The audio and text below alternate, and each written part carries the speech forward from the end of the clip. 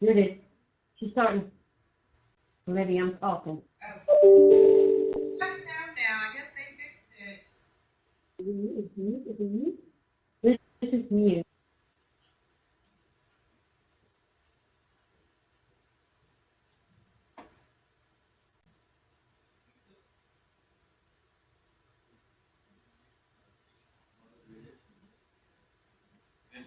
Someone else had their mic on. Oh. It's not the presenter. Someone else had their mic on. Okay, well, we need the presenter to have their mic on. Yeah. So it sounds like something they're trying to figure out. So Yeah, it says we apologize. We are still working on the audio. I mean, All right. it's recording, That's fine. so Just I let think it keep we're recording. doing. And then When I someone checked the turns- video. You're good from there. Okay, good. So There's no scene. No. It's No, just no recording. picture-in-picture, no display.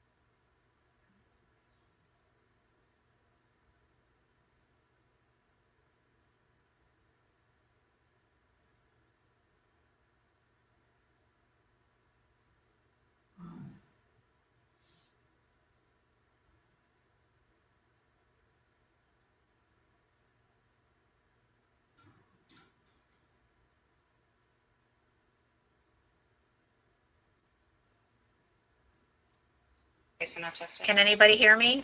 Hello? Let me know. Yes. Oh, great. Thank you, Alan. We finally got it. Anybody else hear me? Oh, Nancy, thank you, Nancy.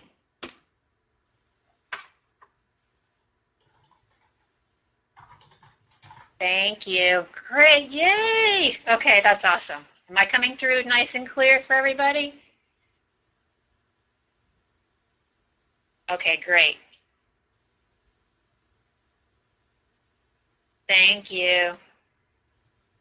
All right, so since it's a little after 12, we're going to go ahead and get started. Just please, if you have a microphone, make sure you mute it because it does come back as feedback. Others to, nope, you won't see me on camera. You'll just hear my voice. Can you see the slides, Nancy?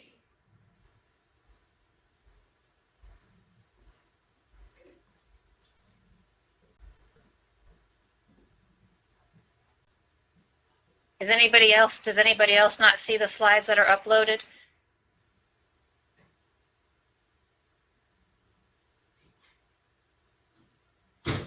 Carrie, you can't hear me?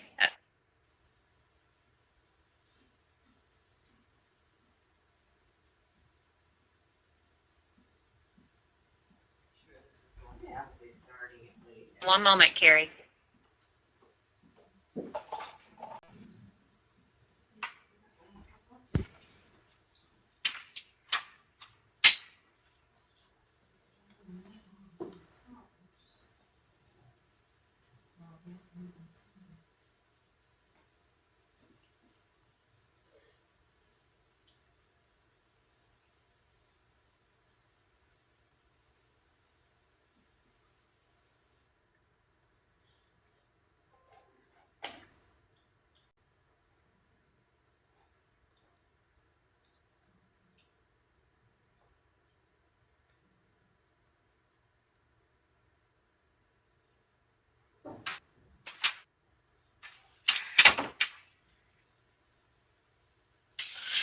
Okay, everyone, I'm back. So does anybody else not see the FERS overview slides?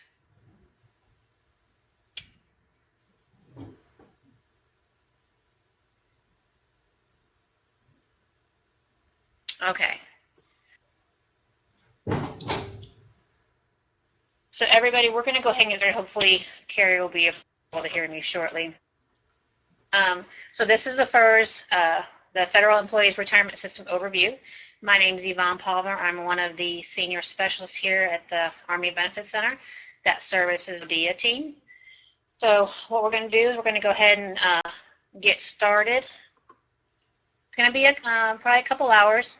We'll take a break about every hour so you guys can stretch, get a glass of water, what have you. And so here we go. This is our mission statement. Army Benefits Center Civilian delivers quality service to all our customers by providing the necessary tools and knowledge to manage their benefits and entitlements. We are a center of excellence for our dedicated, loyal customers, and participating state and federal partners. We are committed to providing world-class service by staying abreast of all changes in the federal benefits arena.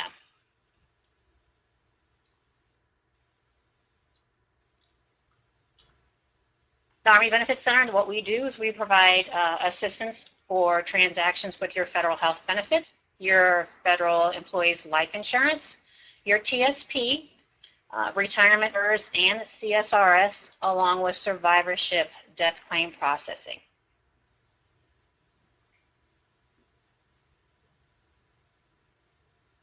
We have a system-based unit called eBiz. There you can make elections 24 hours a day, 7 days a week, as long as you have CAC access. You do need, Vanita, you don't have any audio? Anybody else lose audio?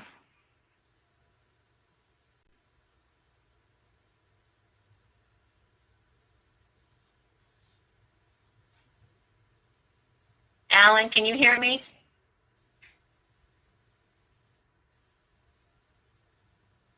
Okay.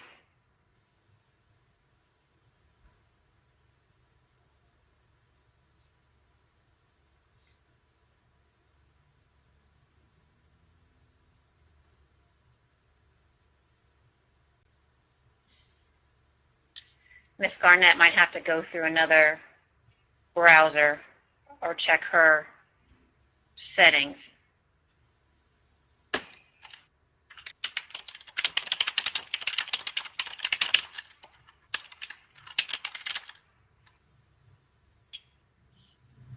With eBiz, again, you will need your Social Security number and a 6-digit PIN. That PIN cannot be associated with your date of birth or your Social Security number. From there, you can also use their estimate calculators for retirement purposes. Again, that estimate calculator is based off of your service computation date for leave. So if you have any temp time, any military time that you didn't make a deposit for, you will have to take that into consideration when you run that report because it will not be completely accurate. Again, our site is www.abc.army.mil. You can access that anytime from any computer or handheld device. You do not need CAC access for that. When you contact us here at ABC, it allows you to talk to one of the specialists. There's 4 of us here that service DoDEA. We do, when you contact us, if you need help making elections, we will more than gladly help you make that election, walk you through the transaction if you are at a CAC-enabled computer. We do like to educate you on how to utilize the system so you can make transactions and elections on your own. We are available from 7 a.m. to 5 p.m. Central Time. Our contact number here is 1-877-276-9287. Now for DoDEA, when you contact us, you are going to want to hit option 4. That will get you to the DoDEA team directly. If you are an Army employee, make sure you hit option number 1.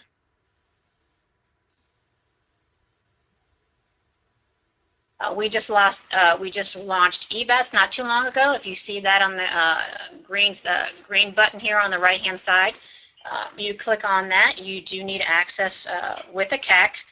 When you access that information, it will pull up your information, has your name, address, along with some other information. This is what you're going to see. Your name and address will be up there. As you can see, there's your service computation date for leave. So if you're ever needing to reset your PIN for eBiz, you can access it via eBats, and it will give it to you as well. It shows your retirement plan, what elected FEHB plan you may have, whether or not you're contributing to TSP, and your life insurance. As you can see here, this employee put in a request for a civilian deposit on 6/4/2010, and it was completed on 6/9/10. So if you ever put in an estimate, request, or deposit time beneficiary forms, you're going to be able to see when it was received and when it was completed for you.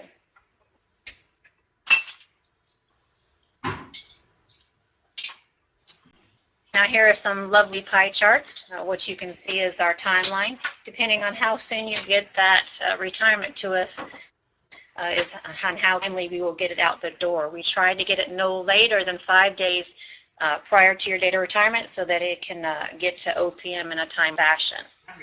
We do understand that some retirements come in late, and we will work them as soon as we get them. But again, the sooner that you get the retirement packet to us, the sooner we can get it processed, and you'll be on your way. Oh, thank you, Benita. I'm glad you can hear me now.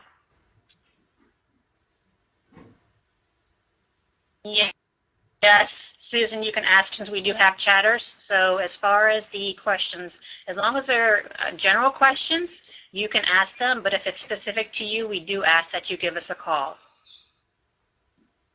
So the continuing challenges that we get, that we have here are later past retirements, unhealthy retirement applications. That basically means there's forms that are missing, such as maybe a marriage certificate. If you have life insurance, the form to take that into retirement is not there, along with maybe you didn't elect a survivor benefit, or there's some errors found on the application that need to be corrected before we can move forward. There's also retirement coverage error, also known as FERCA.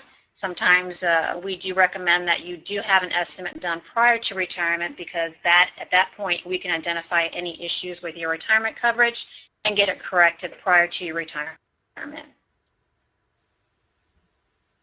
On the horizon, we do have some YouTube videos that you'll be able to look at and watch from your convenience at home from any handheld device, your phone, your computer, laptop, iPad, what have you.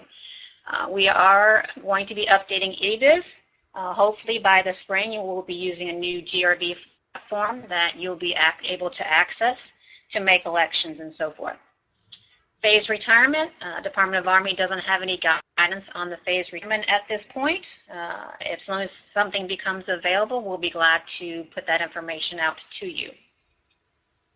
And our service population continues to grow, just like we just added DoDEA to our family.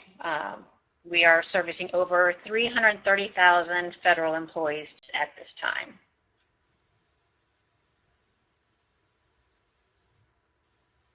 Again, if you have any questions, you can type them in the little chat box. We do have some people that will be answering them for you. Hi, can you hear me? Retirement planning. A lot of people don't start their retirement planning until they're close to retirement. We recommend that as soon as you come on board that you start that, because it'll be here before you know it.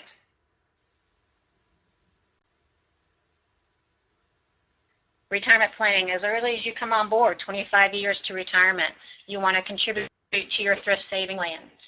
Enroll in federal health benefits, your life insurance, vision dental if you need it, along with flexible spending, which is your FSA. Pay your civilian and military deposits, new employee orientation briefing.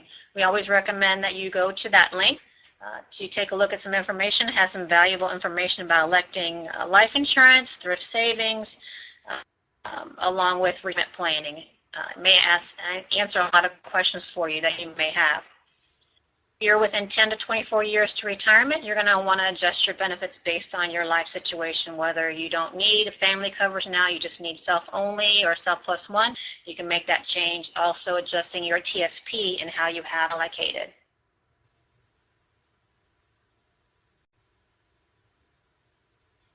When you have less than 10 years prior to retirement, you're going to want to use calculators and EBIS to get a ballpark idea of what you are eligible for in retirement. Again, if you have unpaid military time or any unpaid temp time, that calculation might be a bit skewed. Okay, so keep that in mind. There's also the Federal Ballpark Estimator Calculator. TSP has some great calculators you can use on their website as well, so you can figure out how much money you're going to have in retirement, how your money will grow between now and 5 years to retirement. You're going to want to verify if you have had your federal health benefits and your life insurance for 5 years. You must maintain that for 5 years prior to retirement in order to take it with you into retirement. Request an estimate. We can do one every year for you. You can do that via EBIS for the request in, or you can contact us. You're going to want to maximize your TSP contributions and any other savings you may have. Here are some links to some calculators that you could use.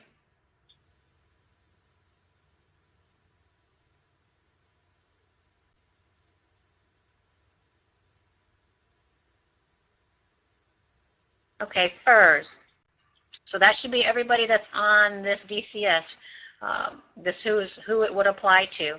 So those are employees that are hired after 1/1/87 and prior to 1/1/2013. You contribute 0.8% of your salary into the retirement fund. For FERS Ray employees, they were first hired in a cover position on 1/1/2013 and prior to 1/1/2014. Those individuals contribute 3.1% of their salary into the retirement fund. For FERS Fray, those are employees that were hired in a position after January 1st of 2014. Those employees contribute 4.4% of their salary into FERS.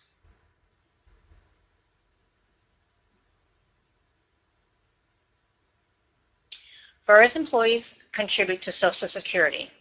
So remember that you have that money coming out of your paycheck every pay period to fund your Social Security as well. New and rehired FERS are automatically putting 3% into the TSP. New employees are automatically enrolled in this life cycle, and that's going to be based on when you're looking to retire. About 62, I think they have it scheduled for. So take a look and make sure that if you are in one of those life cycle funds, that you're in the one that best suits your financial goals.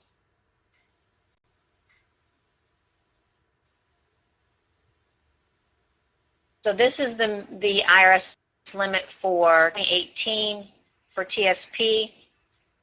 I think they just raised that to, I want to say 19,000. The agency will only match up to 5% of what you contribute, okay? And you get the automatic 1% contributions regardless of your TSP. The first 3% are matched dollar for dollar. The next 2% are matched at 50%.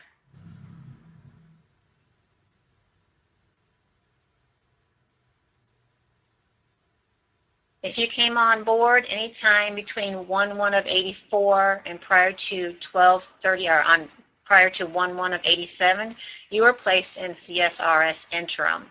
Those employees contributed at 1.2%. They did contribute to Social Security.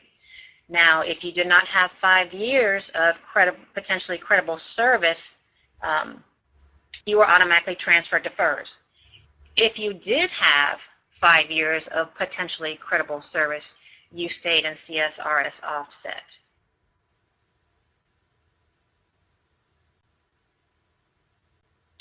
For the CSRS component, you would have had to have civilian service prior to your election of FERS. The service was subject to CSRS retirement deductions or Social Security deductions, but not both. And the total of these two types of service is 5 years or more. This period of service is called a component, and now those years of service would be based under CSRS rules. If you have less than 5 years of the credible service, then all the years of service will be counted under FERS.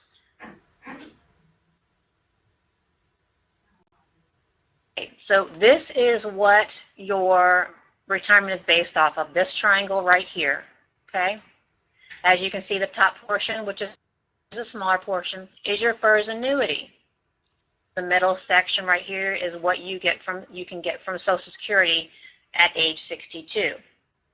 Again, the bigger portion is what you're going to contribute to your thrift savings. So we do recommend, if you can, max out your contributions or as much as possible, because the FERS annuity supplement will be the smallest portion of your retirement.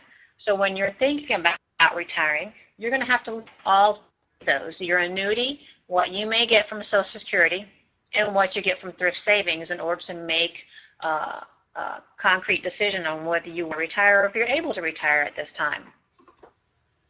So when you get your FERS annuity supplement and you see that monthly annuity that's coming to you, realize that's not what all your retirement is based off of.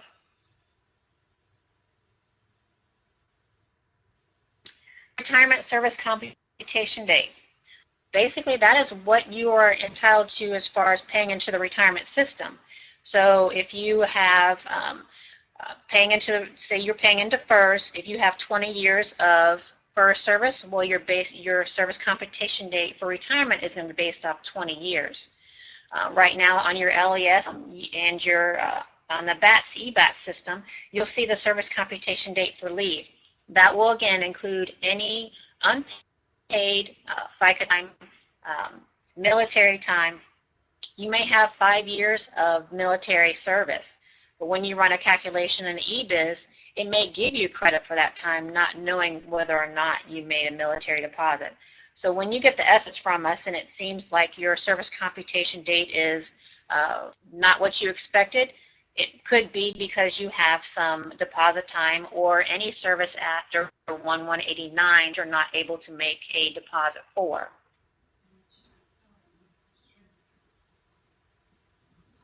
Some examples that may not be credible.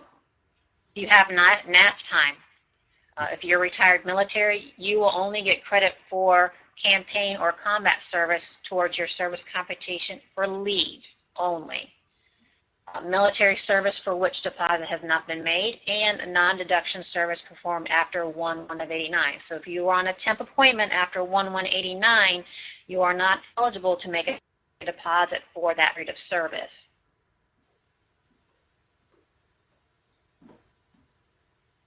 We're going to be talking about some civilian deposits and redeposits. Deposit service is any period that can be potentially credible towards your retirement, and they were not any retirement deductions taken out. Generally, they're non-career time, such as or an indefinite service, also known as non-deduction service. If you have service that's considered federal employment due to a change of law, if you have any Peace Corps or VISTA time, you can make a deposit for that. Just give us a call and we can help you with that.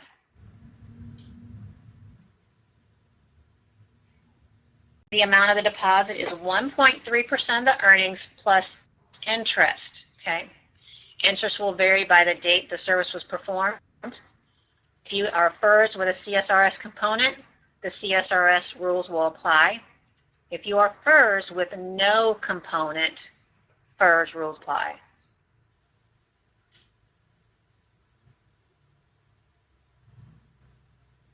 So here's some more information. Again, if you have service prior to 1/189 and you make a deposit, you will get credit for your eligibility and for annuity. If you do not make a deposit, then you don't get credit at all, okay?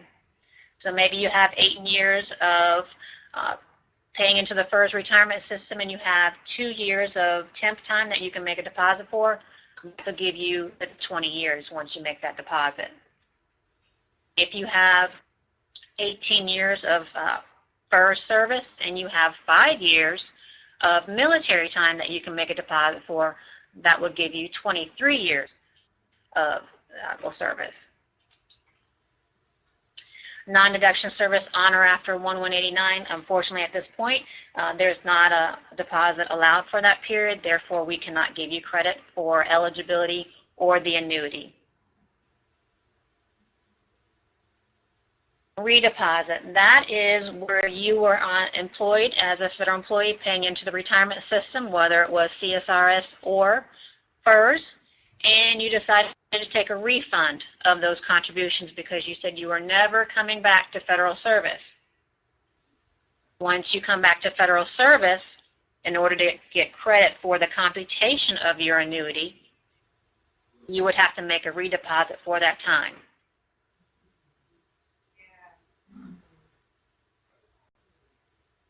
If you have refunded service and a redeposit is made, you get credit for your eligibility and the annuity. If you do not make a deposit, we will give you credit for the time, but as far as the computation of the annuity, you will not get that additional credit. Here are some interest rates over the years. As you can see, 1985 is 11.2.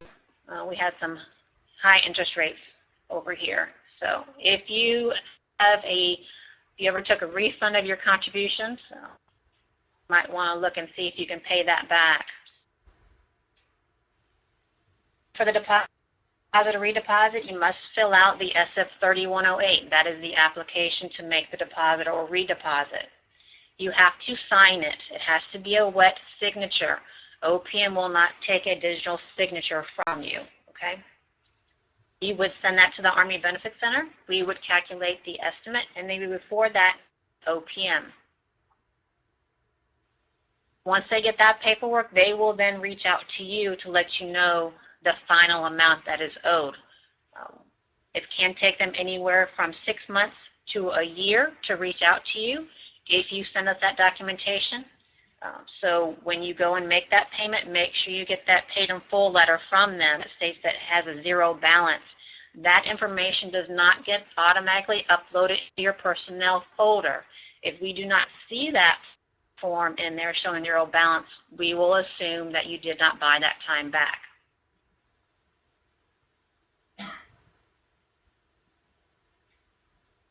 If you have already submitted a deposit or redeposit to us and you haven't paid it and you're not sure how much you owe, you can actually email them to email OPM at scbillings@opm.gov. If you have your CSD number, that will help them locate your information. If you do not, put your name on there, your address, information that they'll be able to identify you with. If you've already paid it and you can't find the receipt, you're going to want to email them at screceipts@opm.gov, and they will also send you out another letter showing that it ate. Now, with these deposits or redeposits, if you find out close to retirement that you do have the opportunity to buy that time back, if you're within 6 months of your retirement, you can send the SF-3108 to us with your retirement application. OPM will still allow you to make that payment after your date of retirement. Military deposits. So for anybody that has any Title 10 service, active duty, USERA time. So Title 10 is called President. Usually those are individuals, they serve 4 years, 5, 6, 7, how many ever years in the Army, National Guard. They could have some time with the Navy, Air Force, Coast Guard. Those are Title 10 services. National Guard, they have Title 32 and Title 10, depending on who calls them up. Title 32 service is called up by the state. You are not able to make a military deposit for that time unless it's under the USERA law. That means it has to interrupt your civilian service.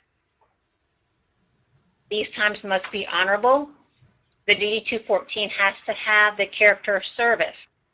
Now that is found either on the Service 2 or Member 4 copy. If you have in your file a Member 1 copy over a Member copy, that's not going to be valid. We need the 1 copy, Service 2 or Member 4. If you have any service prior to January 1957, guess what? It's free. You don't have to make a deposit, and you'll get credit for that in retirement.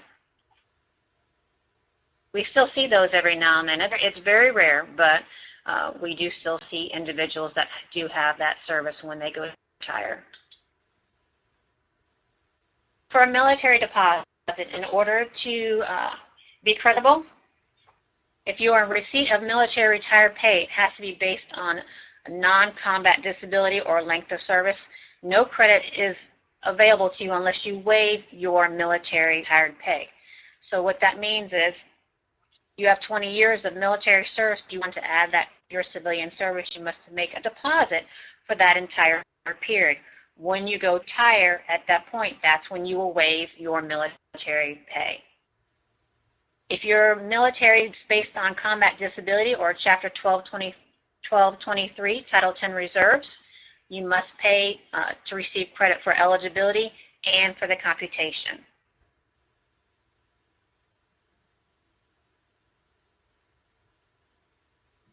Any military service on or after 1/1 of 1957, you must make a deposit in order to credit for the computation, and the amount is 3% of your basic pay plus interest. So if you came on board in 1987, you're going to be paying quite a bit of interest for that military time if it was prior to you coming on board.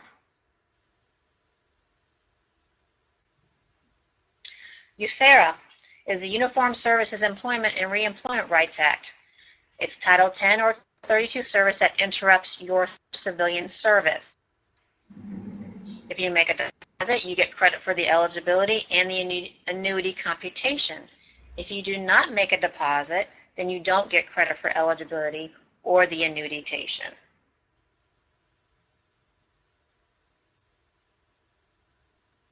For USERRA, it's going to be the lesser amount of the two. 3% of basic pay earned plus interest, 2 years are interest free. So what that means is if you get called to active duty and you return to duty January, say you return back to duty January 16th, you have 2 years of interest free before interest will start to accrue. For your FERS contribution, or if you have FERS, so if you're FERS, straight FERS paying 0%, you're going to pay the percent. If you're FERS FRA, then you're going to pay the 3% because for FERS FRA, you're contributing a higher amount into the retirement system. Paying your military deposit, you must complete an RI 20-97 and send to the appropriate branch of service. Make sure that when you request that information, that the dates that are on the form match the dates of your DD 214. Upon receipt of the estimated earnings, you're going to send that along with your DD 214 Member 2 copy, along with the SF 3108, page 1. We will calculate the estimate of the deposit, and we will forward it to DFAS to create the account for you. What they will do is they will send you a letter with your EIN number, and you will have a choice of how you want to make payment. With the military deposit, that deposit must be paid prior to your date of retirement. OPM will not come back to you and ask you if you want to buy your military time after you have retired.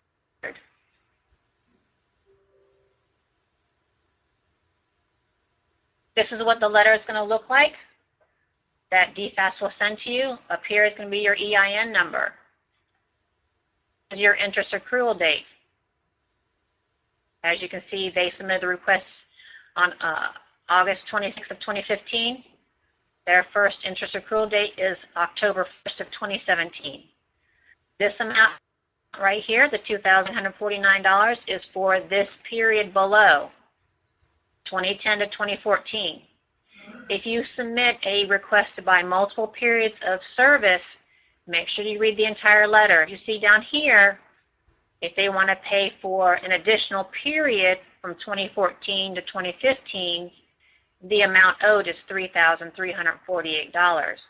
So make sure when you make a deposit, you're going to be covering all those periods.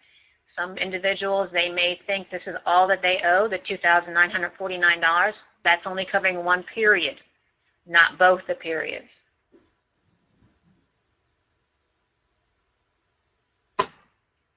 Once you get your military deposit paid, they will send you a paid in full letter. You must request this. This will not automatically come to you. Make sure on the paid in full letter that the dates for the service periods match the dates that you requested to buy back, dates that are on your DD-214.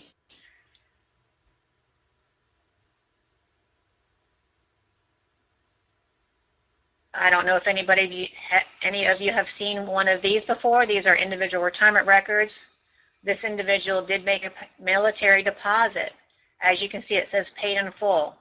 If you have one of these and it doesn't say paid in full, it's not paid. So make sure if you have one of these, that document reflects you made a military deposit.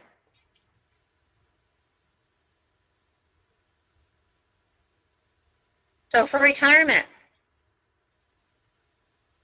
there's various types of retirements that you could apply for. You can have an optional retirement, voluntary early retirement, which is a VERA, discontinued service, deferred retirement, disability, and phased. Again, with the phased, the Department of Health does not have any guidance, so therefore we are not participating in it at this time. For eligibility, you must have at least 5 years of credible service with the federal government. What that means is you have to work as a federal employee for 5 years. If you've worked for the federal government for 2 years and you have 3 years of military time, you can't make a military deposit to meet the 5-year rule. You have to be working as a civilian employee for 5 years. You must meet your minimum retirement age, and you must suffer from a position covered under FERS or subject to FERS. You want to take a moment to look at this here. It'll show you the year of your birth and what your minimum retirement age is.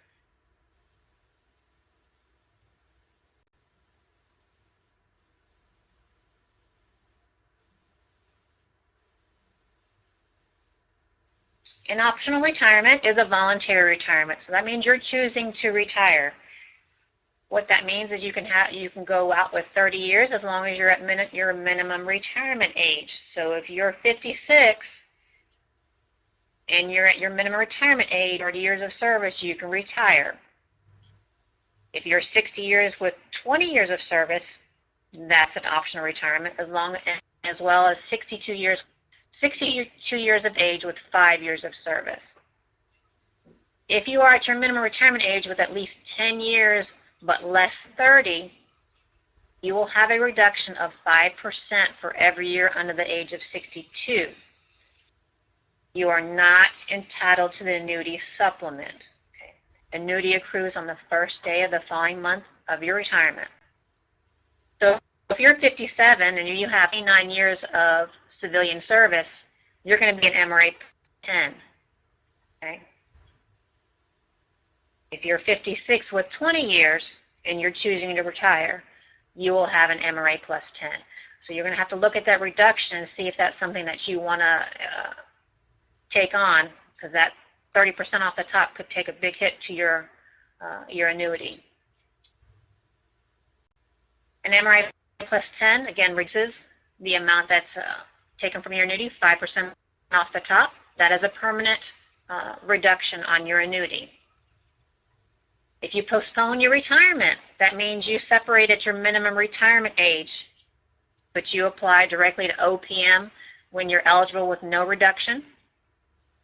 You're going to want to apply no later than 2 days prior to your age of 62. What that allows you to do is have your federal health benefits and your life insurance reinstated. Then you won't have that 5% penalty off the top. Your sick leave will also be credible in the computation of your annuity. So again, make sure if you decide to postpone your retirement that you send that paperwork to OPM well in advance and have that annuity to commence 2 days prior to you turning age 62. A VERA, you have to be at least age 50 with 20 years of service. And those 20 years must have at least 5 years of credible civilian service. If you're any age with at least 25 years of service, you may also apply for the VERA. This must be approved by the agency or installation. You cannot just put your paperwork in to us and say you're applying for a VERA if that's something that's not being offered to you at that point. There's no age reduction. So what that means is if you're 50 and you have 20 years of service, your annuity will not be reduced. You will not have a penalty for 5% off the top for every year. So you will have no reduction on your annuity. If you have a SRS component, a portion of that annuity will be reduced 2% for each full year under the age of 55. Once you reach your minimum retirement age, at that point your annuity supplement will kick in. So if you retire at age 50, you're eligible for the FERS annuity supplement. But if your minimum retirement age is not until you're 56, you won't get it until you're 56, okay?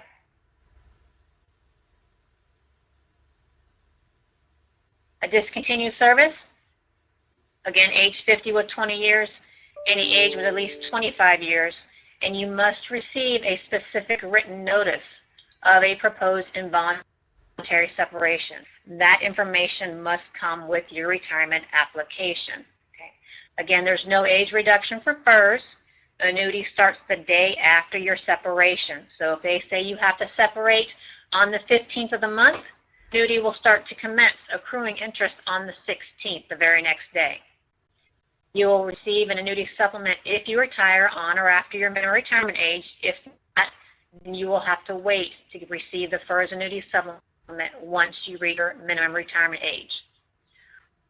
For a discontinued service, you are eligible for a VSIP or severance pay. A deferred retirement. So that is for employees leaving prior to their minimum retirement age. You're eligible to receive a deferred annuity at age 62 as long as you have at least 5 years of credible civilian service, or at your minimum retirement age with at least 10 years. Again, that 2 to 5% age reduction. If you are not eligible, you go out on a deferred retirement. If you're not eligible for an immediate annuity within 1 month of your separation, you meet the minimum 5 years of credible civilian service required at the time, and you do not take a refund of your retirement deductions after separating from federal service. On a deferred retirement, your federal health benefits and your life insurance are not reinstated at the time annuity commences.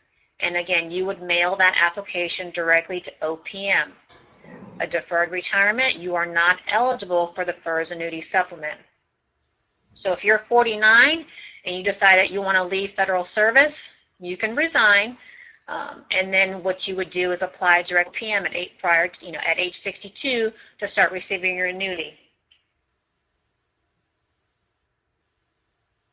A disability retirement.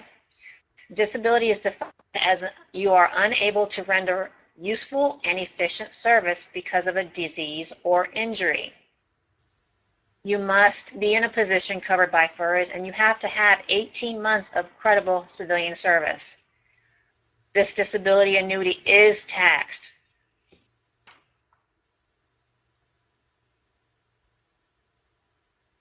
Your disability annuity amount, if you're under the age of 62 at separation, the first 12 months, it'll be 60% of your high 3 minus 100% of what you may get from Social Security disability. After the first 12 months, your annuity is going to be based on 40% of your high 3 minus 60% of your Social Security benefits. A disability annuity is recomputed at age 62 to an amount that represents if you would have worked the entire time. And that will be automatic. OPM will recompute it at that age.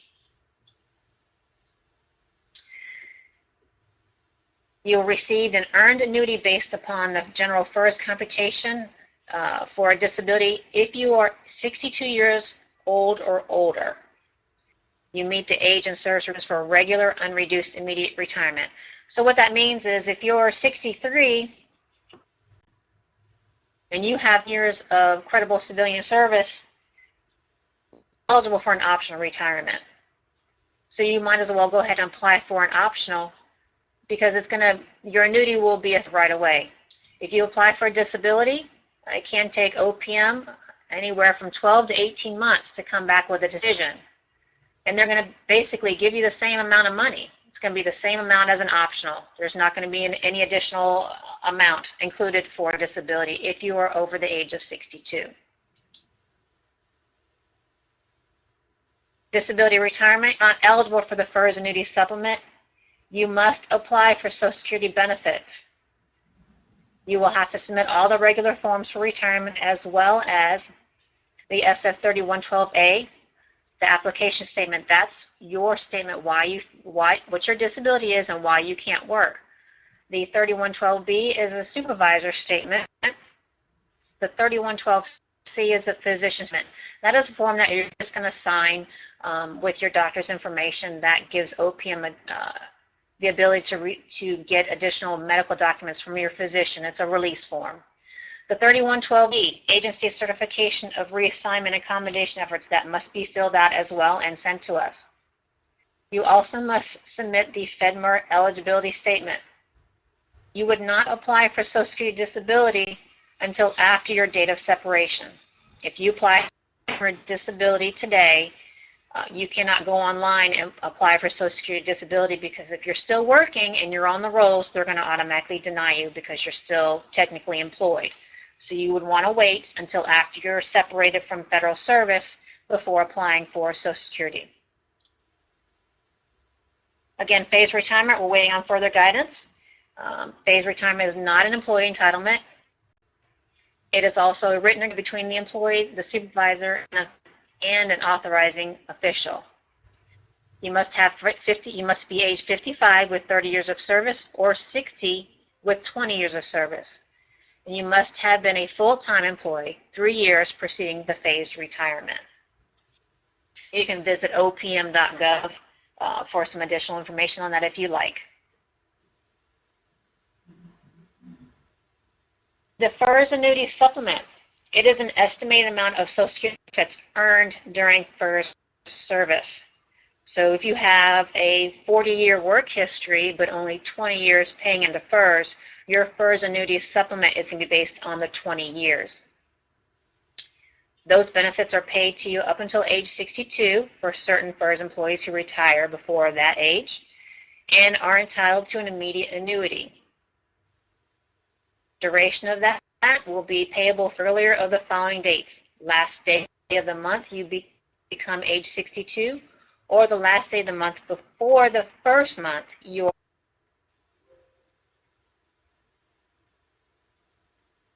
Uh-oh, we lost sound.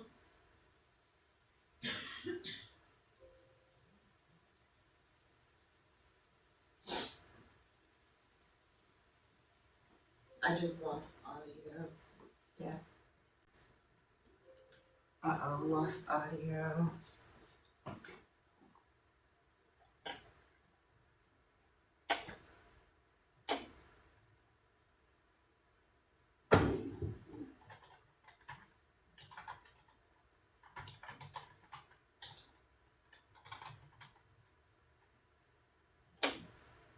Can you guys hear me now? I lost audio. Okay.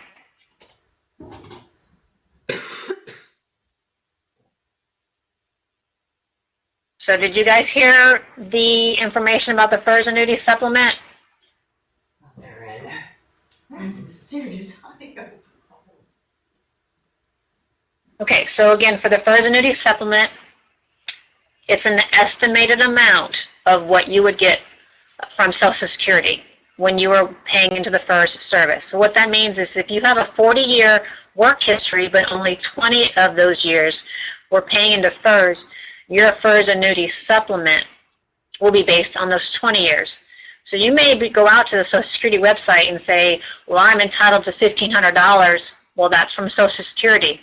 Your FERS annuity supplement may only be $700 because you were only paying into FERS for those 20 years, for example. They are paid up until the age of 62, whether or not you apply for Social Security or not. At that time, it will stop. The FERS annuity supplement, you have to have at least 1 calendar year of FERS service and retire on immediate duty. You at your MRA or under a VERA discontinued service. We have some special provisions for firefighters, law enforcement, air traffic control, National Guard members that fall under the Military Reserve Technician Program. Who's not eligible are disability retirees, anybody applying for an MRA plus 10, a deferred retirement, retiring at the age of 62 or older, and CSRS.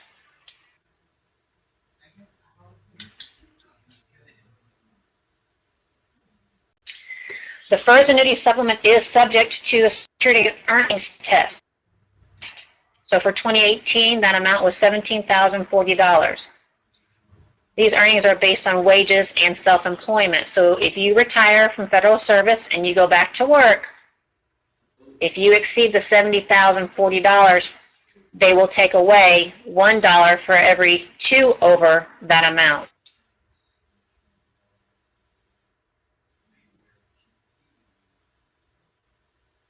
The retirement forms that you will need to submit for retirement, the SF-3107, which is the application for immediate retirement, that is 3 pages.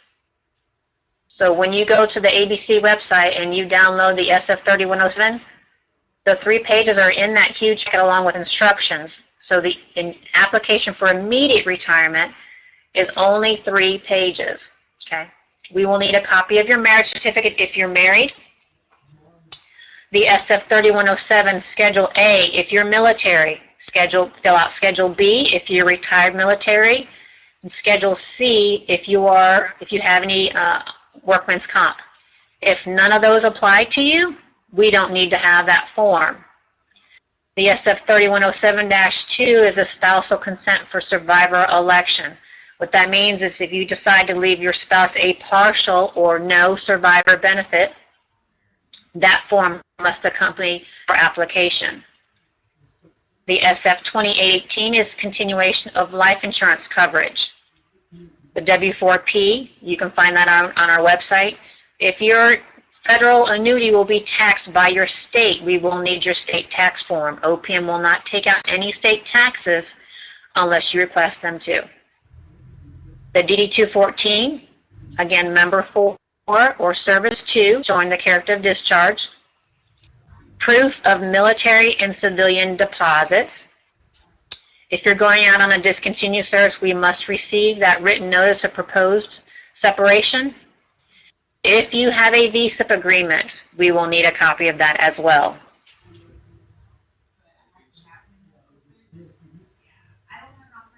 For unused sick leave, you must retire on immediate annuity or a postponed annuity. That additional time is added to your length service for computation. You cannot use your sick leave to make it to the, say, 20 years of credible service. So if you have 19 years of credible civilian service and you have a year of sick leave, you can't use that 1 year of sick leave to get you to the 20 years. Get to the slides if for some reason that. It may also increase your survivor annuity, or may increase survivor annuity. For individuals who have transferred to FERS that have a CSRS component, only the sick leave not included in the CSRS part of the calculation will be available under FERS. I just have to block open before 30 in case they have start discussing or go over. That's fine. Now this is the sick leave chart we use. I understand teachers are a little different. Bug me out, please. Okay, yeah. Your calculations are a little different. See, I know some of you have charts out there that you guys use. When we run estimates for you and retirements, we do not include that sick leave in the calculation because we don't have your pay cards. So OPM will do the calculation for you when they get your paperwork. Here is an example for unused sick leave. The individual's date of retirement is 12/31/2018. What we're doing, I'm happy and. Their retirement service computation date is 1988, The last one. March 12th. The last. So we have to do some math. It's not the Common Core math. We do it old school with the calculator. Or we use our brain. I have had some. So if you have 1,136 hours of unused sick leave, That's it. Yeah. Okay. Let me, So last we go back here, I'll go back a page. So 11,036. So we Alright. had several, so I'll go watch the deal. Okay, so I mean, at least it's I'm not that gives me 6 months I'm used it anyway. and 16 days. That will be added to the years, days, and months of service. So of course, there's not 15 days in a year, or 15 months in a year, or 35 days in a month. So we have to do recalculation of that, carryovers, and adds. Okay, so total service then is now 31 years, 4 months, and 5 days.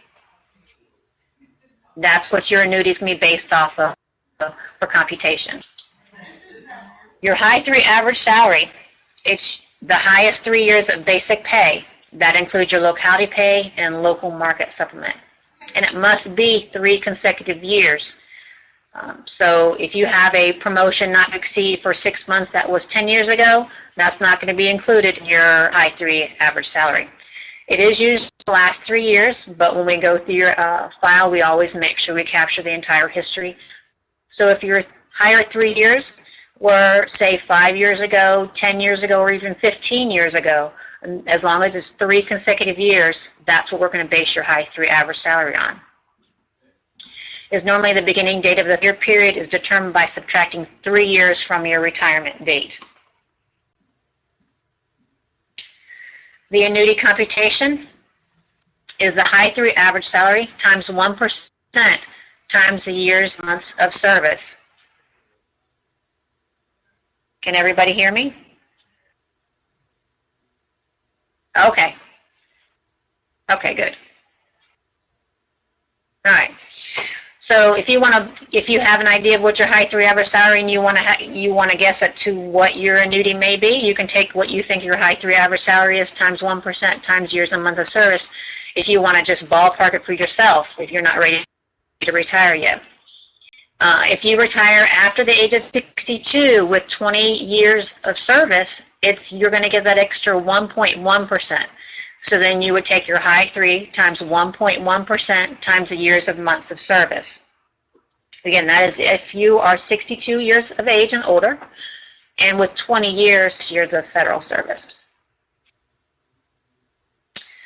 Now there may be some reductions or deductions on your retirement. If you're an MRA plus 10, you'll have that age reduction. If you have a CSRS component and you have any undeposit or redeposit service, there may be a reduction for that. Election of survivor benefits, that's also a reduction. The first 2, age reduction and deposit reduction, those could be permanent reductions. Well, the age reduction is a permanent reduction. The deposit, redeposit, if you make a deposit for that, you won't suffer that reduction. The election of survivor benefits, that's a permanent reduction unless something changes in your family status. The deductions for your health and life insurance will come out along with taxes. When we do estimates, we do not include your federal long-term care insurance amount, nor do we include the federal dental and vision program amount. We also allow OPM to figure out your federal and state taxes. Survivor election, this is not your choice, this is your spouse's choice if you are married. So this is a discussion that you will have to have with them as to whether or not to leave a survivor annuity to your spouse. If you are not married, you still have to initial box 3. That is, I choose an annuity payable only during my lifetime. When you fill out this section of the application, this must be a clean form. You can't have any stutter whiteouts. So you can't initial block 1 and then cross that out and then fill out box 3. Okay, you will have to fill out that first page again. If we get the application and that the application has any scratch out or whiteout marks on there, contact you and have you fill out another page. So we're going to stop here for just a moment for about 10 minutes so you guys can stretch, get a drink, coffee, tea, water, candy bar, whatever you want to have for a snack. So we'll come back at 1:11. That will give you guys 10 minutes. So we'll see you shortly.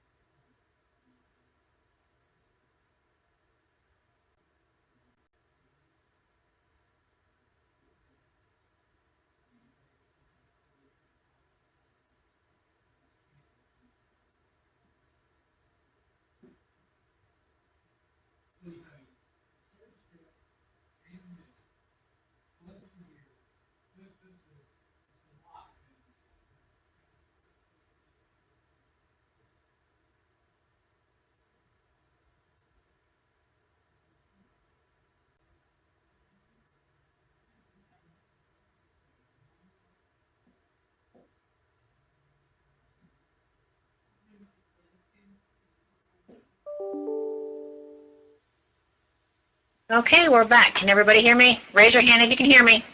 Or just type yes in the comment box for me, please. Everybody there? All right. Anybody actually raise their hand? I'm just curious. Okay. All right. So again, let's recap. Let's recap. The survivor election, again, that is your spouse's decision if you're married, not yours. So if you decide to leave a partial or benefit, your spouse must sign off on it. You must fill out one of these boxes. If you're married, you also have the option for insurable interest, and that will be costly depending on the age between you and the person you're leaving the money to. So the primary ones that we normally have employees fill out are boxes 1, 2, and 3.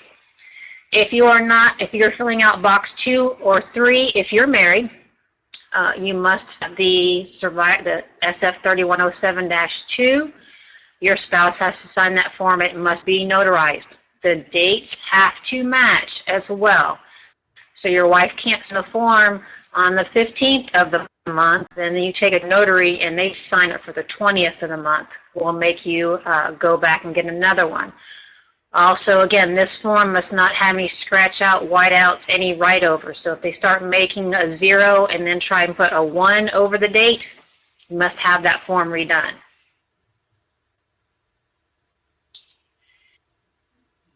If you have a divorce decree, you might want to send a copy of that to OPM for predetermination if they are eligible for a portion of your retirement. You can mail it to the address listed here. You can send it ahead of your retirement if you choose, or you can send it with your retirement application. Understand, though, that OPM has a small amount of attorneys that service all of DoD, so they are going through everybody's divorce decree sent to them to do the predetermination.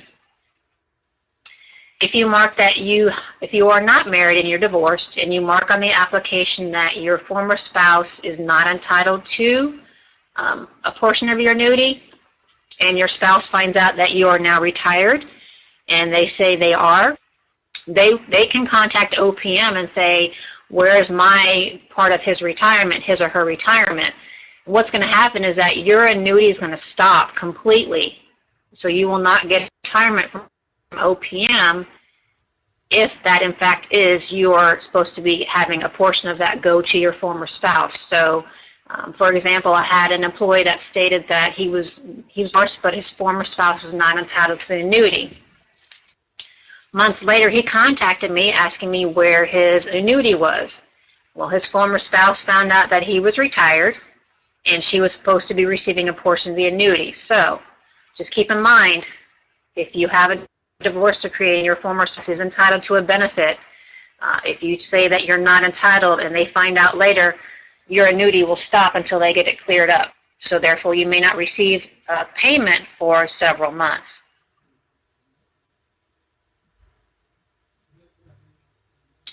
The cost of a survivor benefit. If you want to leave a full benefit to your spouse, which is 50% of your unreduced monthly annuity, it's going to cost you 10%. For 25% or 5%, it's going to cost you 5% of the annuity. So say your annuity is $1,000 and you want to leave them $500, half of it, it's going to cost you 10%. So here's some calculations for a basic annuity. Say you get $12,000. This is annually, okay, a year. It's going to cost you $1,200 for the year. Take that amount and divide that by 12, and that's how much is going to be taken off the top for a reduction on your monthly annuity. For 25% or a partial, again, if this $12,000 is a yearly amount, the spouse is entitled to $600. a year. Take that, divide it by 12, okay? The survivor benefit is payable for life unless the survivor remarried before the age of 55. That can be restored if the remarriage is terminated in death, annulment, or divorce.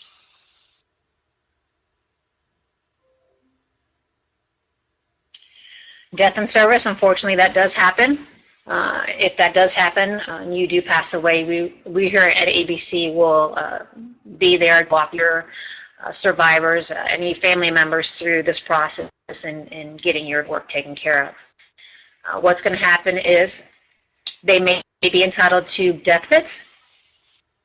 Your supervisor must notify the HR representative, and what they do is then contact ABC. When we get notification of an employee passing away, we contact the survivor within 24 hours of receiving the notification. So if something were to happen, please make sure that your supervisor, your HR, does have contact information for any spouses or siblings. If you're not married, a way to make contact with the survivor, because we do make every effort to make contact with them within 24 hours. So let them know that we're here to help them through the process. Spousal benefits. A monthly annuity is payable if the employee's been married at least 9 months and had at least 10 years of credible civilian service. The exception to this is if the 9 months of marriage requirement is if the spouse is a parent of a child of the marriage or the death was accidental.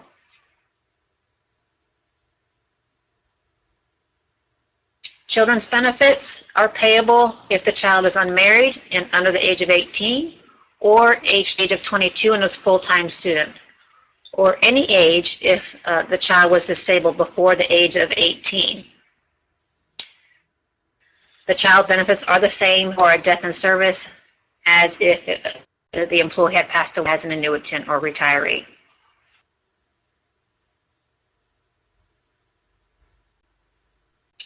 The amounts for death benefits for children, for the 2017 rate, it was $512 per child per month, or per month per child. More than 3 children, it caps out at $1,537 divided by the number of children. If there's no living parent, then the 2017 rate was $614 per month per child. Again, if there's more than 3 children, it's capped out at $1,844 divided by the number of children.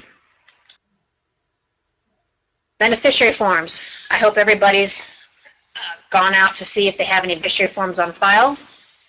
If things have changed since you filled those forms out, please make sure you update those forms. If we have one on file back from 1982, things have changed since then. Whoever's on that beneficiary form is going to be the one that's going to be entitled to that benefit. So if you have remarried, if you've divorced, if you have your former spouse or somebody on that beneficiary form that you do not want to leave any monetary amount to, you might want to go out to your personnel folder, see when the last time you updated your beneficiary forms, make sure the addresses are correct so that we have that information on file. Again, I can't stress this enough. We'd hate to see you pass away, but we don't want to see your folder and see the last time you updated it was back in the first time you came on board, and that happened to be a former spouse. You've now since remarried and have children with a new spouse, but your ex-spouse is going to get what you designated to them back at that time. So make sure if anything's changed, your family status has changed, make sure you follow up on your beneficiary forms. If you need to change them, make sure you fill them out and get them to your HR so they can upload those into your personnel folder. It's always good to visit those forms every couple years. Sometimes situations change, addresses change, so you want to make sure you have the most up-to-date information on file, okay? If there are no forms on file in your personnel folder, it goes by the order of precedence. It goes by court order, then by designation of beneficiary, widow or widower, children, parents, and so forth. Okay. The beneficiary forms are in your electronic personnel file. You can visit your EOF You have to have a login ID and a password to access that information. But every employee should have access to their personnel folder. So for unpaid compensation, that is your last paycheck and any annual leave. That's the SF 1152. The SF 2823 is for your federal life insurance. The SF 3102 is for your FERS retirement fund. The TSP-3, that's for your thrift savings. Now you can go on to the thrift savings account. Once you log to your TSP account, you should be able to see who your beneficiary is. We do not keep those forms on file here.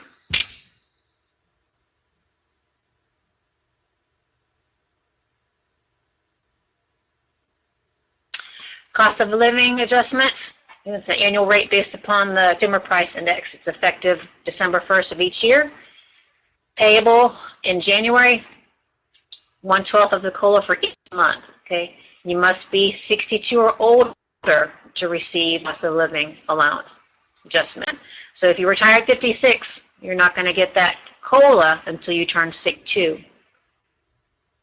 Disability annuitants and survivors do receive the COLA at any age.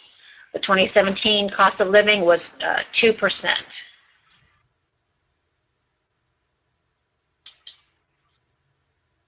If you have any NAF time, contact your nearest NAF office. Okay.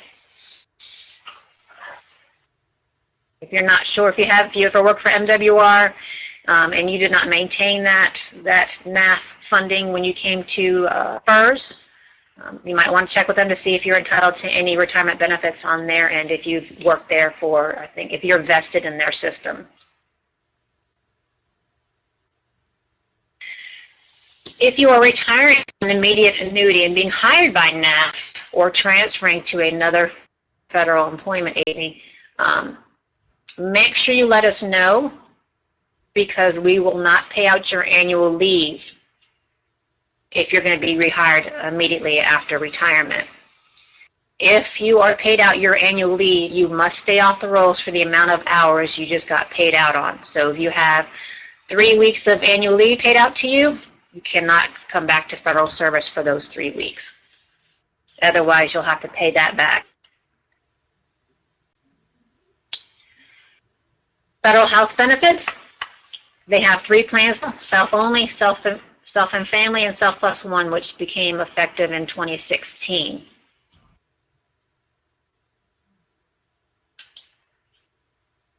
To continue those into retirement, you must retire on an immediate annuity. You must be enrolled on the date that you retire, and you must be covered for 5 years of service prior to the retirement date, or your first opportunity to enroll. There are special rules for employees that go on a VERA and a discontinued service. You're covered as a family member under federal health benefits or TRICARE. That does count towards the 5-year requirements. Okay, but you must be enrolled in an FEHB plan prior to your retirement date. So if you are covered with TRICARE and you're utilizing that service right now, but going to retire 2 years from now, you will want to make sure that the open season prior to your retirement, you go in and make an election for federal health fits. If you want to retire December 31st of this year and you go in open season in November of 2019 and make an election, that's not going to carry over for you. You must be enrolled on the day that you retire in the federal health fit plan. You also must get a notification from TRICARE, a letter of coverage, showing what dates that you've been covered under TRICARE in order to meet that 5-year rule as well. So make sure if you're looking to retire, you get that letter ahead of time from TRICARE to show how long you've been covered under their plan. Pre-approved automatic waivers for the 5-year requirement. You must be enrolled in health benefits on the first day of the buyout period, October 1 of the current fiscal year, and retire during the buyout and receive a buyout VSIP or take the early optional retirement, which is the VERA, as a result of the early out authority. or if you take discontinued service based on involuntary separation, and that is due to a reduction in force.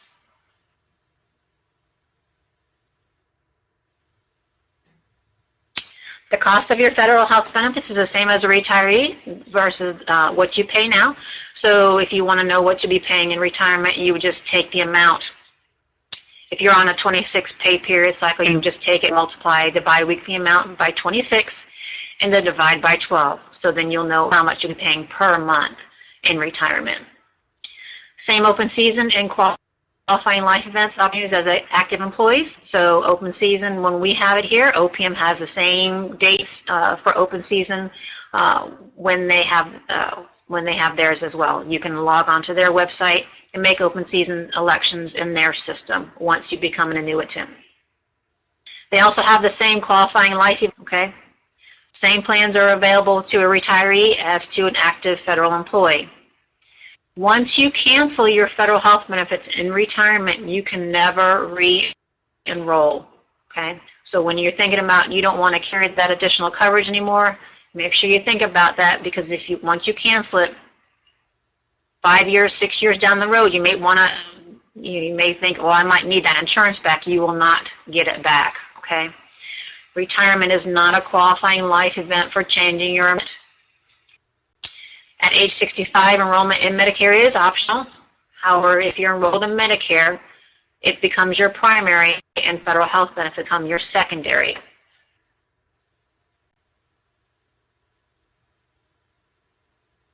Retirees that have TRICARE, you can suspend your federal health benefits for TRICARE. You will have to send in the form RI 97-9 with your retirement application. You will have to provide the front and back copy of your military ID showing that you are covered under TRICARE to suspend it. Once we send that paperwork up to OPM, they will be the ones that will spend your federal health benefits. So it may not happen right away, but they will make it effective the date that you actually on the form, okay? You can suspend it for Medicare Advantage and return. And when you suspend that, you can return to the federal health benefits coverage during an open season event, or if you involuntarily lose any other non-federal coverage, FEHB coverage, okay? Retirees do not participate in premium conversion. So right now, your health benefits are coming out pre-tax. Once you retire, those benefits will be paid after the taxes are paid. Okay. Your spouse is eligible to continue federal health benefits coverage after your death only if you have them covered and you elect to provide a survivor benefit. So you have to be in a self-plus-one or self and family plan, elect to leave a full or partial benefit to your spouse in order for them to carry those benefits after you pass away.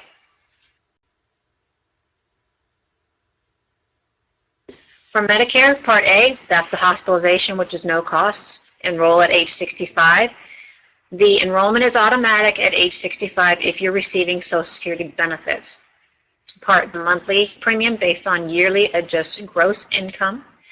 Part C is like the Medicare Advantage, a subsidized private company. Part D is for your medication prescriptions.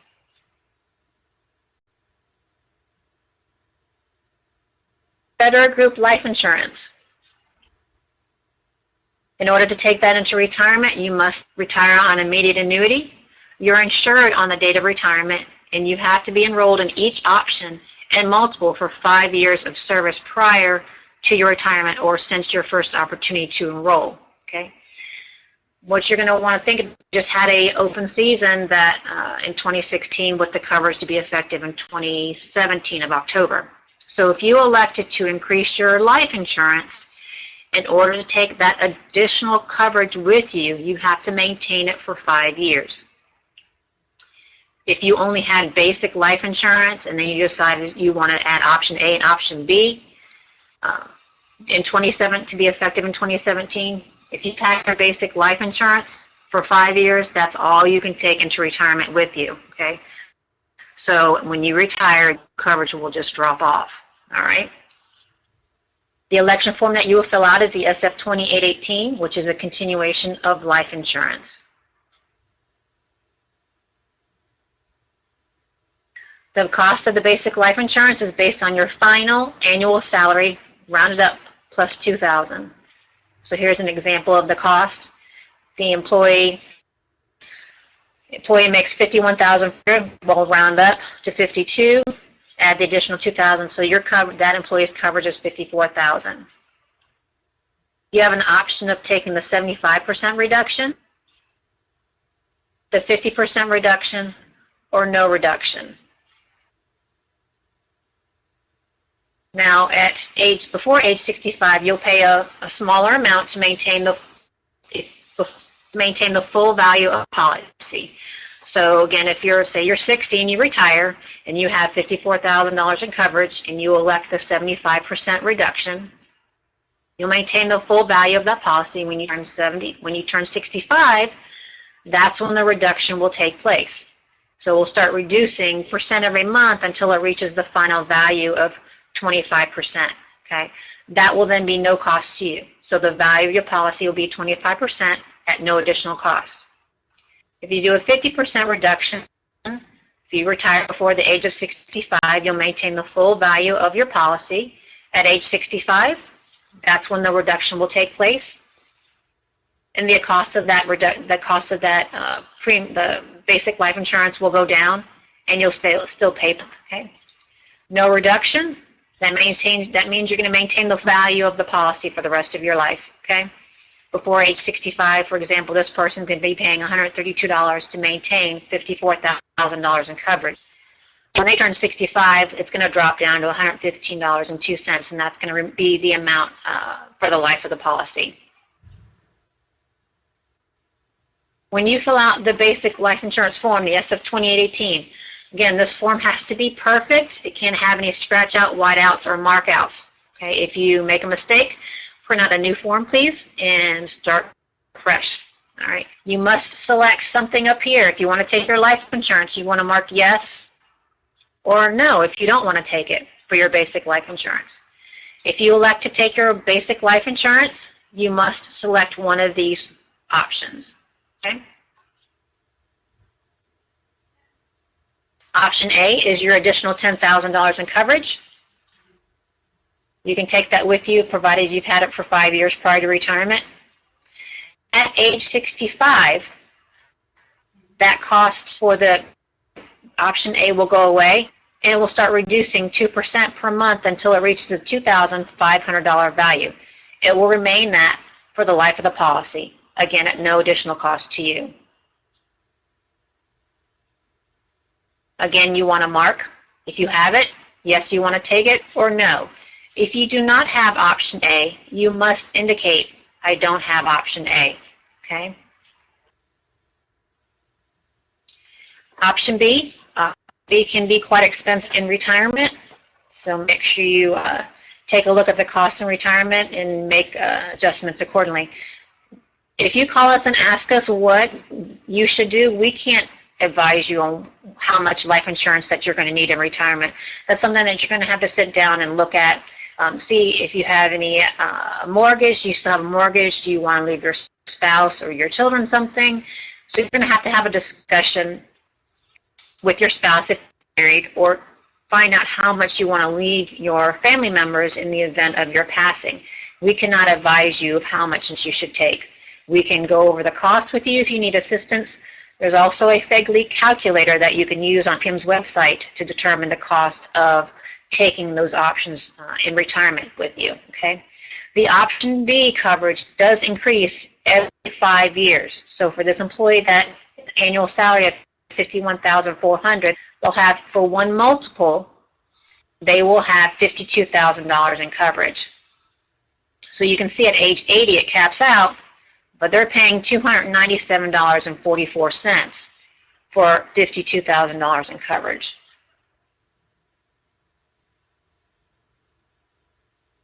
For your option B election, you have the choice of taking a full reduction age 65, okay, or no reduction. Again, at age 65, it's going to start reducing. It takes about 50 months before that coverage bottoms out. You're going to elect, if you have that coverage, you can either mark yes, you want to take it, or no, you don't want to take it, or I don't have. if you have, say, option B times, and you want to take only 2 of those multiples with you at a full reduction, you're going to put 2 right here next to full reduction, okay? Over here, you can put 0 because you only want to take 2. So you have options on either taking some of them or them at full reduction or no reduction. Again, you may want to look at the cost to see how much it's going to cost you in retirement and what you want your family in the event of your passing. Option C covers your spouse and any dependent children under the age of 22, unless they are a child incapable of self-support. For 1 multiple, which is $5,000 for a spouse, a child is $2,500. Again, it increases every 5 years, and it caps out at age 80. For 1 multiple, it will cost you $15.60. Okay. On the form again, you have the choice of whether or not you want to take it. You mark yes if you do want to take it, no if you don't want to take it. If you don't have option C, please mark I don't have option C.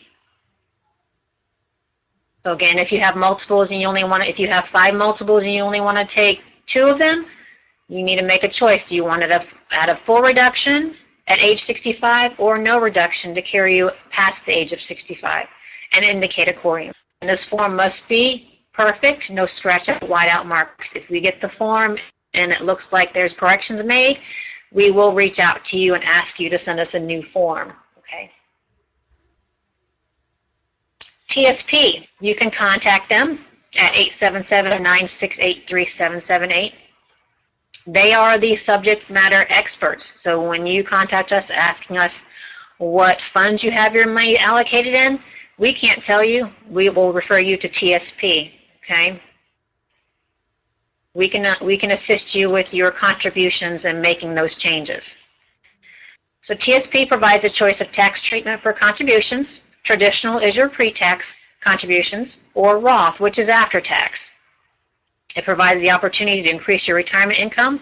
Remember that triangle at the beginning of the briefing where TSP was the chunk of your retirement. Remember, the FERS was the smaller of the portion, Social Security was in the middle, and TSP was the bottom. So that's going to be the biggest portion of your retirement. You must be in a position subject to retirement deductions to contribute. And TSP offers 2 approaches. They have the life cycle funds, or you can allocate the monies into individual funds. So of course the government security funds, the G fund, short term, invested in short term. You have the fixed income index, includes government, corporate, mortgage-backed bonds. That's going to go to moderate risk. Common stock index fund, those are invested in stock index which track the Standard & Poor's, the S&P 500 stock. Okay, you have a moderate to risk for that. The small capital stock, which is the S fund, you're going to pay it. You're going to have a moderate to high risk, more than what the C fund will do for you. International I fund, that is international of 21 developed countries. They track the Morgan Stanley capital, which includes Europe, Australia, Far East. That is a moderate to high risk. Now the life cycle fund, those are based on projecting when you're looking to retire. Whatever L fund you may be in, say, if you're in the 2050 fund and you've got 30 years to retirement, you're going to be playing more of a risk 30 years out than you would closer to retirement. So the closer you are to retirement, the more conservative that fund will become automatically. Those funds include the G, F, C, S, and I funds. You can go to the TS website. You can go to the life cycle funds information, and it will show you the amount of money, or the pie chart. How it'll have a pie chart. Will show how much is in the G fund, how much is in the I, and so forth. So you can see the closer you are to retirement, the more conservative it's going to become for you. Here's one of the life cycle funds. So if you're looking to retire in 2025 or 2034, you may be in the 2030 fund. Okay. The further out you are from retirement, the higher growth, the higher risk. The closer you are to retirement, the lower the amount of growth and the lower the risk. We are not financial advisors, so we cannot advise you what fund to put that in, okay? TSP withdrawal. If you leave federal service and you have less than $200 in your TSP, they're just going to go ahead and send you a check in the mail, okay? You can leave money in the TSP account. You don't have to take it out. You can do a full withdrawal or a mixed withdrawal when you retire. You must start taking distributions by age 70 and a half, okay? By April 1st of the year that you turn that. So make sure when you retire that you keep TSP up to date on your address. Many people, when they retire, they move. So make sure you update your address information with TSP because they will mail information to the address that they have on file. If you do not make an election by 70 and a half, you will end up forfeiting your TSP. It doesn't mean that it's lost forever. You have to apply to get that money back. Okay. So again, make sure that you have your information up to date with TSP, and you make an election by 70 and a half if you decide to just leave that money in there.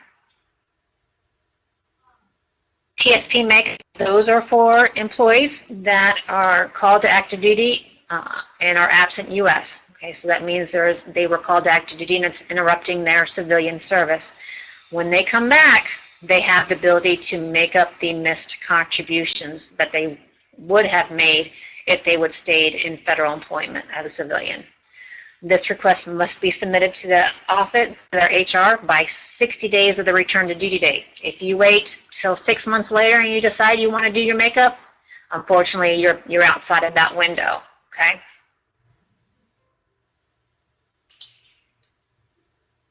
If you contribute to TSP during your military periods, so if you have military TSP and while you were gone, you were contributing 10% on the civilian side. So that 10% is no longer coming out of your check. When you're gone and you have a military TSP, you have money coming out of your military check to go into your TSP account on the military side. If you're contributing only 5% while you're gone, when you come back to federal service, you have the ability to make up the additional 5% on your civilian TSP account, okay? With your TSP, you would have to fill out the paperwork. They would send you the option on how to do that. This must be taken out of your pay, not send a check to TSP. It has to be payroll deducted, okay? Your makeup contributions will not count against the current year's IRS limit. You'll need to submit the D-214 or your military orders along with all your LESs from the military side to show how much you contributed to your TSP account on the military side. And again, provide all the documentation to your HR office, and they will go ahead and process that request for you. Here's a sample letter for a TSP makeup. Now you can see that, it looks like the employee, as a result of military occurred, they have 30 days, they missed $400.31. You have the choice of making that up, or you still have to indicate what you want to do, okay? You don't have to make up $400 if you don't want to. That is a choice that you have, okay? TSP catch-up. Those are for individuals that are turning age 50 this year or older, okay? It's not eligible for the agency contribution 1%, and the limit is $6,000 for this year as well, okay? Now with TSP catch-up, you have to be maximizing your TSP contributions. You have to be reaching the IRS limit by the end of the year in order for catch-up to work for you. If you are contributing, say, $500 to your regular TS account and you want to do catch-up, you're not maximizing your contributions. You're still gonna be putting money in your account, but the catch-up allows you to put additional money into your thrift savings account every year. So you want to make sure that you're reaching the IRS limit in order for that catch-up to work for you. let me go back. Let me say also, with the TSP catch-up, you have to make that election every single year. That TSP catch-up does not roll over every single year like your regular contributions do. So make sure that you go out and you visit the TSP charts on the ABC website. It will show you the IRS amount, what pay period when, how much you should contribute in order to maximize that amount. So you can make adjustments based on how much you've contributed and how much more you want to contribute throughout the year. So again, the TSP catch-ups, those elections be made every year.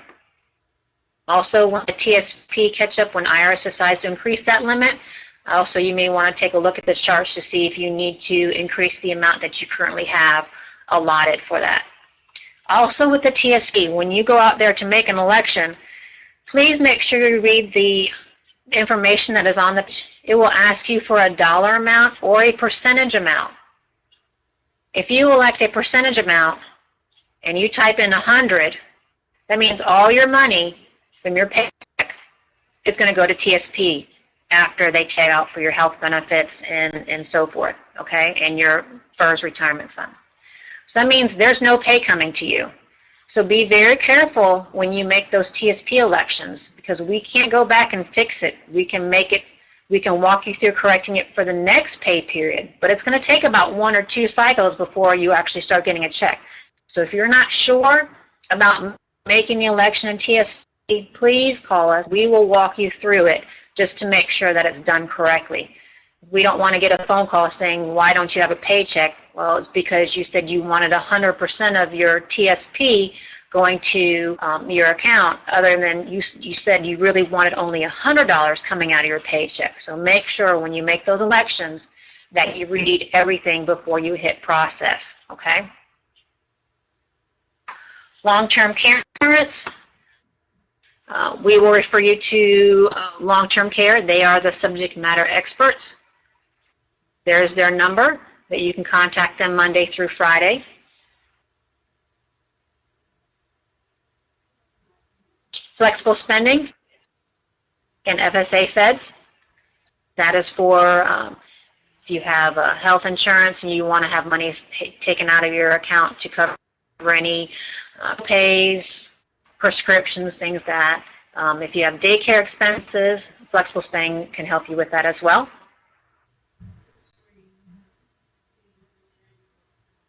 Vision dental, that is supplemental insurance. You do not need to have that for 5 years in order to take your supplemental insurance with you in retirement. You can enroll during open season after you retire, even if you've never been enrolled.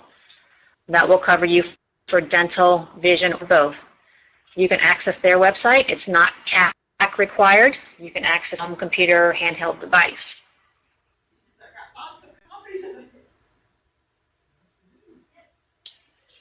If you don't use your flexible spending amount that you have by the time you retire, you want to make sure that you submit all your receipts prior to your date of retirement. You can't retire at the end of the month, go get glasses the following month and submit that claim to FSA. So if you have any money left over in your flexible spending account, make sure you use that, all of that amount up prior to your date of retirement. Any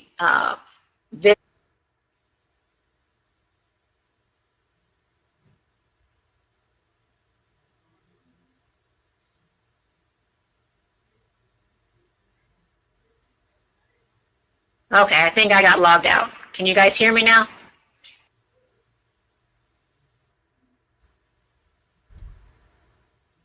Can you guys hear me? Hello?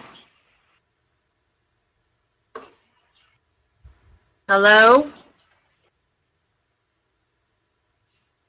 Okay, good. So I went back. Sorry about that.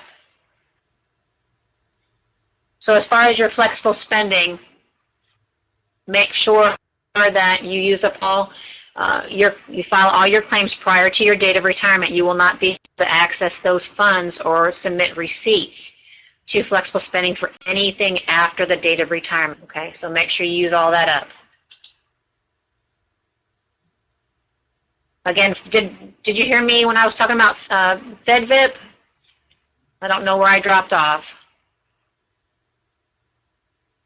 Okay, so make sure you enroll in Vision Dental if you need to. Again, it's not required to have up to your retirement.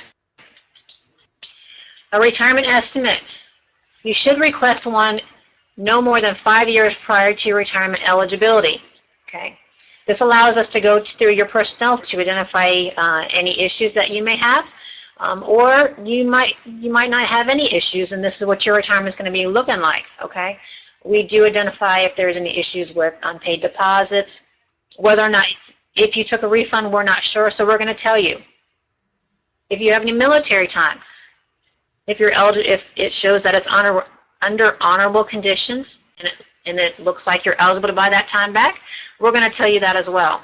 We're also going to confirm whether or not you've maintained your federal health benefits and your life insurance for the last 5 years, and if you're eligible to take that into retirement. So you can request the estimate through eBiz, or you can contact us and we can walk you through requesting it in either your HR link. This is what an estimate's going to look like when we send it to you. Okay, this is a discontinued service. This is the type of retirement up here at top. This is your unreduced monthly annuity. This individual is going to get $1,184.09 a month. Okay, that's before reductions and deductions. They elected a survivor benefit, which is going to cost them $118.41. Their gross then will be $1,065. From that, your health and life insurance. Okay. Again, we don't include the dental, vision, or federal tax withholding in the estimate, leaving them with a net of $396.90. So see how important contributing to your TSP account is? So with the life insurance, yes, you make some adjustments with that. And possibly you might be able to make adjustments with your survivor benefit, again, with your spouse's consent.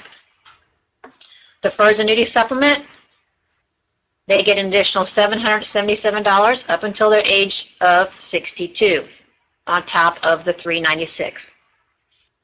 Their monthly annuity elected, the spouse will be entitled to a monthly survivor benefit of $592.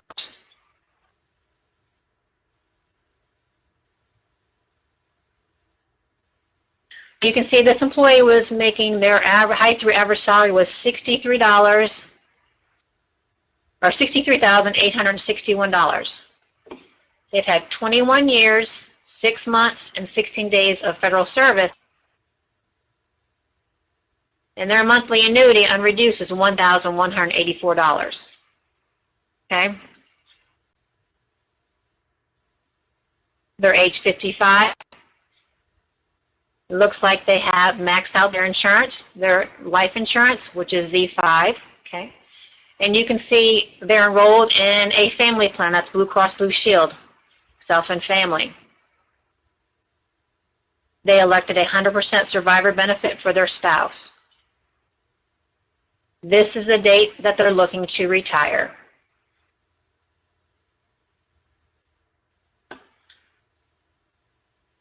It looks like had 1,640 hours of sick leave. That gave the employee an additional 9 months and 13 days. So actually this total service credit is 22 years, 3 months, and 29 days. So again, make sure you take a look at how much you're making, any contributions that you're going to make to your TSP. It is very important as a FERS employee to put as much as you can into your thrift savings account. We give our final retirement counseling, you know, you're only getting one portion of it. You're only seeing this one portion, okay? You need to look at your thrift savings and what you can get from Social Security to base your retirement on. Again, we don't include the vision dental, so you won't see that on the estimate as well. The retirement service computation date, you can also see they're started in 1994. That's when they got hired on. Or that's what their service computation date is. Here's another portion of the estimate that you'll see when it comes to you. Over here, it talks about the survivor annuity. Again, it lists the full amount. If you decide you want to only leave a partial, it will show you how much the survivor your spouse will get, along with cost. Okay. On these estimates, request them, and you request us to run it with a survivor and benefit. Doesn't mean that you're locked into having to give your spouse a benefit. It's just going to allow you to see the cost of what it will be and what spouse will be entitled to if you were to pass away. List the health benefit plan, Blue Cross Blue Shield family, and they have the standard coverage. Okay. This talks about your life insurance. This employee has $402,000 coverage. This is going to be the cost in retirement. Okay, as you can see, there's a cost for the 75%, 50%, or no reduction. Okay, so make sure you look at that page. That'll give you an idea of how much you want to take with you into retirement. The employee has $25,000 coverage on their spouse, $12,500 on their children under the age of 22, the dependent children. Again, 5 years prior to retirement. Contact us and get us an estimate so you can see what your annuity is going to look like for planning purposes. When you look at your estimate, if you have any, please call us. We will be glad to go over that with you. Just make sure you have that in front of you so we can go over it so you're seeing what we are seeing at the same time. Because what you see is what we sent you. So we'll be able to take a look at the same thing. 180 days prior to retirement, you can complete your forms in eBiz via e-retirement. You just it'll ask you some questions, it'll fill in the blanks. At the end, you can save the information in eBiz. You still have to print the forms out and mail them to us. If you save it in the system, it doesn't actually come to us. So make sure you print them out and mail them to us. 90 to 100 days prior to retirement, you want to mail the original retirement forms to ABC. We recommend you make a copy of what you're asked, because if there's any questions or issues, we'll make contact with you and say, well, on page 3 of the application, you indicated this. So you'll have a copy of what you sent to us so you'll understand clearly what we are talking about. Make sure you provide a good retirement address and contact information. On your SF3107, when you're filling that out, make sure you have your contact information for after retirement. We have employees that send in their retirement information, and the telephone number to contact them happens to be their work number. OPM is not going to contact you at work since you're retired. Okay? If you are moving soon after retirement, if you have an address, put your new address on that application, because that's where OPM is going to be mailing the information to. So make sure everything is current and up to date. If you're moving, put your new address. Again, make sure there's a good contact phone number and not your work number, because OPM is not going to call you at work. Unless you want to go back and volunteer, but I don't think you're going to have the same number there, okay? What we do, 30 to 60 days prior to retirement, it will be assigned to us. Okay, DoDEA, there's 4 of us here that are going to be working your retirements. Okay, we will go through the forms, make sure everything is filled out correctly. If we have any issues or concerns, we are going to reach out to you. If it's going to hold up your packet, we let you know, hey, we cannot move forward unless you send us this corrected form. So make sure when we contact you, you call us back so that we can proceed with processing your retirement. We will provide you final retirement counseling. Again, make sure that there is a good contact number, because we will be reaching out to you to go over your final estimate. It then goes to DFAS to await your final parts and your final payout.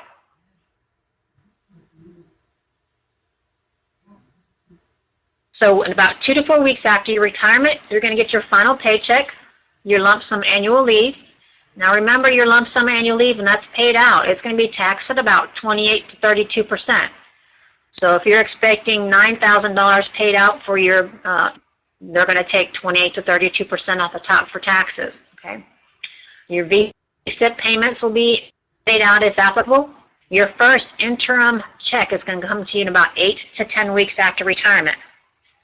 Now, this trim check is about 75 to 80% of the net estimated amount. So if you remember back on the estimate amount we saw, that individual's net estimated amount was $396. Okay? Your FERS annuity supplement will not kick in until OPM adjudicates your retirement. So remember that. So plan ahead. Have a little nest egg for you set aside for when you retire. OPM will also send you your CSA number. That should come in about 4 to 6 weeks. Make sure you keep that in a safe place. If you need to contact them directly, they will ask you for your CSA number. They will not pull anything up by your social. Any loved ones that can make a claim on your behalf, also let them know where you keep that. They will also need that information. They need to reach out to OPM. All right. Below is OPM's contact number. Now, OPM services all of DoD. So when you try and contact them, the best time to contact them is usually first thing in the morning. Phone lines open up at 7:40 Eastern Standard Time. So you might have a bit of a wait when you make contact with them. So just be patient. Get your coffee out or your magazine, newspaper, and put yourself on phone until they answer the phone. Okay? Here's some information for Social Security and the IRS. If you need to go visit their websites. Changing or withdrawing your application. You must submit a form to us requesting to change or withdraw your application. Call us and say, I don't want to retire on December 31st. I want to retire on January 30th. You must submit the form to change that. Okay, that's found on the ABC website. Also, when you change the date of your retirement, you must fill out the first page of that SF3107 indicating the new date that you want to retire. Okay? If you're receiving a VERA or a VSIP, your request should be signed by your CPAC or HR. Changing or withdrawing your retirement may cause problems with your paycheck, so keep in mind. Please don't wait until before your retirement date and call us and say that you want to retire. Okay? Yeah, how many civilians have credited Army service that you would have retirement for? Yeah. Again, you can contact us here at 1-877-276-2887. All enough to. Our fax number is 785-239-6228. Because I bought mine. Now, our phone lines are actually for DoDEA are open until 4:30 Central Time. That's when the DoDEA specialists are here, okay, to your phone calls. Buy it for retirement. Well, if you want to count it. When you mail your applications or any correspondence, if you need to mail it to us, this is our address, 305 Marshall Avenue, okay? I'll make this thing for you guys to retire. That's not what this is for. It's coming close. And if Army and you contact us, you're going to select option 1 for DCMA, 3 for National Guard, or 4 for DoDEA. Okay. I'm actually planning on retiring first. No. Okay, we're going to be online for probably another 10 minutes or so. If you have any questions, please type them in the box. We'll be glad to answer that information for you. Again, we love to have this information put out to you guys. Please, please, if you have any questions, give us a call. It doesn't matter what kind of question it is, or if you think it's a stupid question. It's not a stupid question if it's up to you, okay? We'll be more than glad to walk you through it. Your retirement forms, if you need assistance. If you're not sure about the cost of life insurance, again, we can direct you to a FEGLI calculator so you can play with that to find out how much it's going to cost. Request an estimate. Make sure all your beneficiary forms are up to date. If you're not sure about retirement forms, call us. We'll go over the forms with you. We make sure when you go to retire or any time throughout your federal career that you are fully aware and understand what your benefits are. So again, any questions, just call us anytime, and we'll be glad to provide that information for you, okay? Again, we'll be on for another 10-15 minutes. I appreciate you all attending, and we look forward to servicing you. Have a great day. I'm not sure that works out really well. I don't know. Tonight.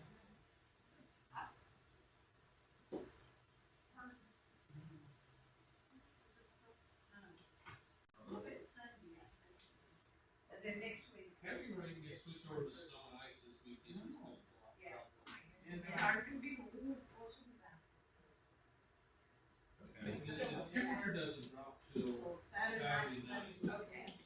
still pretty cold, man. You know that feeling.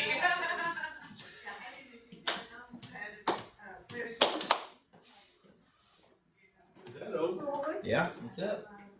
That didn't last as long as it said it was. No, it didn't. So let's pull this over here.